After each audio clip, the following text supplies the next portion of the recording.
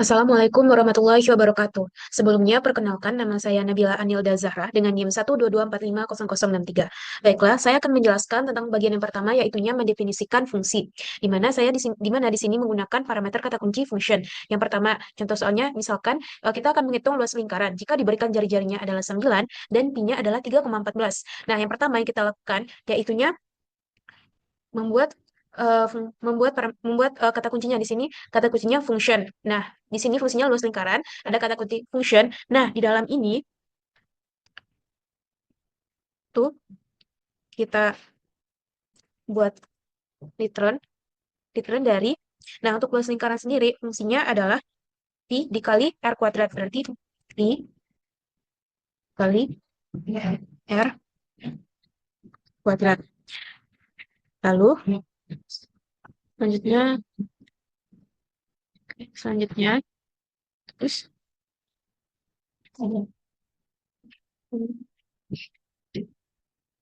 nah, ini kita menggunakan default argumennya langsung, sehingga ketika di running keluarlah, jadi luas lingkarannya adalah 254,34.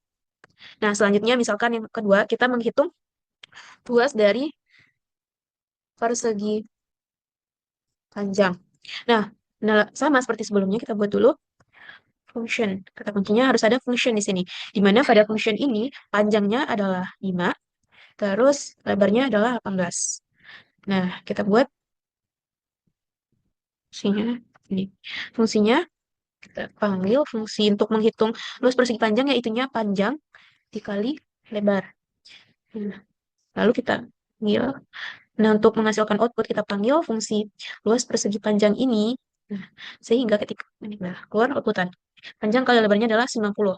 Nah, yang kedua, saya akan menjelaskan tentang fungsi rekursi. Apa sih fungsi rekursi? Fungsi ini merupakan fungsi yang memanggil dirinya sendiri dalam proses eksekusinya. Nah, di mana dia memiliki dua bagian. Ada bagian kasus basis dan kasus rekursif. Nah, di sini ada contoh soalnya. Misalkan ingin menghitung nilai suatu faktorial dari bilangan positif n. Nah, di mana n-nya sama dengan 7. Maka kita akan menghitung fungsi rekursif untuk menghitung faktorial dari 7 faktorial. Pertama kita definisikan fungsinya. Ada faktorial. Nah, seperti biasa kita buat kata kuncinya ada function. Function dari apa? Function dari si n. Nah, lalu yang pertama untuk kasus basis. Untuk kasus basisnya, itunya if jika n-nya sama dengan 0, maka akan mereturn akan mereturn 1. Akan tetapi, nah yang kedua dia buat kasus yang ini, buat kasus yang rekursif. Akan tetapi, jika n-nya tidak sama dengan 0, maka akan mereturn n dikali faktorial ini n min 1. Nah, untuk mencetak berapa nilainya, kita bisa menggunakan eh, kita bisa menggunakan print faktorial, fungsinya faktorial eh, dari 7. Oke, lalu kita run. Nah, sehingga dapat faktorial dari 7 adalah 5040. Nah, gitu untuk menggunakan fungsi rekursif. Baiklah, mungkin bisa dilanjutkan oleh teman saya. Saya akan menjelaskan tentang sebuah fungsi kelas S3.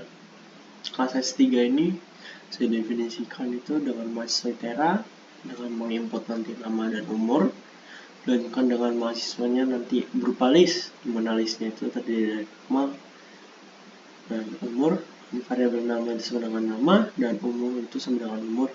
Selanjutnya untuk kelas mahasiswanya itu definisikan sebagai mahasiswa dengan return HMAS, sehingga nanti akan di print function p-nya itu dengan terdiri dari nama dengan umur,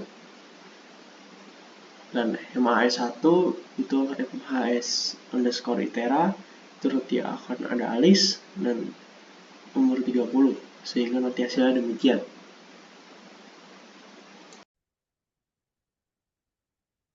Assalamualaikum warahmatullahi wabarakatuh. Saya Syadza Puspa dari Ashar dengan NIM 122456072 dari kelompok Kelompok 7 praktikum Komstat. Di sini saya akan menjelaskan mengenai S4 kode praktikum yang telah dikerjakan sebelumnya. S4 itu sendiri itu adalah salah satu sistem kelas dari R yang memungkinkan kita untuk menjalankan kode OOP atau pemrograman berbasis objek yang seperti Python atau Java itu supaya kita bisa jalani di R. Kelas S4 itu sendiri mengatasi masalah dalam kelas S3 dengan sistem objek yang lebih formal. Setiap objek tersebut didefinisikan secara formal di dalam satu kelas, dan sebuah kelas itu terdiri dari slot dengan tipe atau kelas yang lebih spesifik. Di kelas S4 ini, kita mendefinisikan kelas itu menggunakan set kelas. Jadi, kita definisikan dulu kelas S4-nya dengan set kelas, itu ada objek dosen, dari kelas dosen, itu slotnya itu eh, isi dari kelas dosen itu ada nama dengan tipe data karakter dan umur dengan tipe data numerik. Terus kita buat nih objek dari kelas yang udah kita definisiin tadi. Jadi kita buat objek dosen satu itu kita pakai kelas dosen tadi yang telah kita buat tadi itu dengan namanya Alexis dengan umur 30 tahun. Terus kita buat metodenya. Metode untuk kelas dosen itu untuk menampilkan kelas dosen yang telah kita buat tadi. Jadi set method itu untuk menampilkan kelas dosen dengan fungsi itu kita pakai fungsi cat untuk menampilkan nama dan umur dari kelas tersebut. Itu eh, untuk nama kita ambil objeknya nama, untuk umur kita ambil objek yang umur.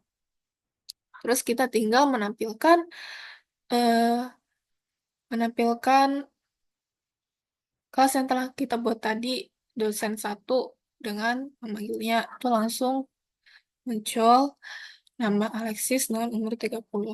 Sekian penjelasan dari saya. Assalamualaikum warahmatullahi wabarakatuh. Jadi di sini untuk bagian R6, nah di sini kita memuat pustaka R6 pada A, di mana pustakanya itu untuk membuat suatu objek dengan atribut dan metodenya itu bisa dimodifikasi. Di sini kita membuat kelas peserta menggunakan library R6. Nah, di mana kita mengeset di sini sebagai public, di mana dia atributnya itu yang berisikan peserta dengan list nama dan umurnya itu bersifat public. Jadi bisa di-share. Nah, untuk yang kode ini initialized function nama dan umur, artinya itu kita mengidentifikasi itu berdasarkan nama dan umur yang diberikan. Jadi kita mau ngeprint function tersebut, di mana function itu berisi nama dan umur. Nah, setelah di print, di sini kita membuat suatu kelas baru bernama peserta 1, di mana berisikan kelas baru dari peserta, di mana nama Elisnya itu, namanya itu Elis, umurnya itu 72. Nah, ketika di print, ini akan mengeluarkan nama Elis dan 72. Tapi di sini kita mengubah atribut, di mana peserta 1 yang bagian umur diubah menjadi 27. Jadi ketika kita meminta untuk peserta 1 di print, maka keluarnya nama Elis umur 27.